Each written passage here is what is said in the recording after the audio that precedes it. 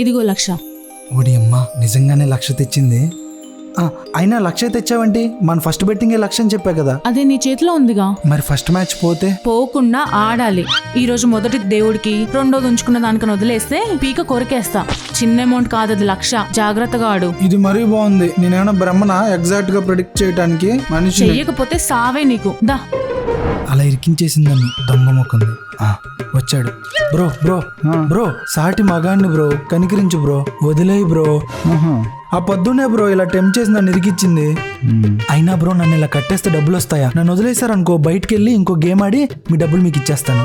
నేను money minded కాదని మీకు తెలుసు కదా బ్రో. నిన్ను మేము ఎన్నిసార్లు ఎన్ని విధాలుగా టెంప్ట్ చేసినా పెద్ద అమౌంట్కి టెంప్ట్ అవ్వాలి. ఆ ఒక్క కారణానికి నేను వదిలేస్తా. కానీ ఆ ధరని తెలిసిందనుకో నన్ను తాట తీస్తుంది. సాయంత్రం మ్యాచ్ లోపల నువ్వు సెటిల్ చేయాలి మాకు అమౌంట్.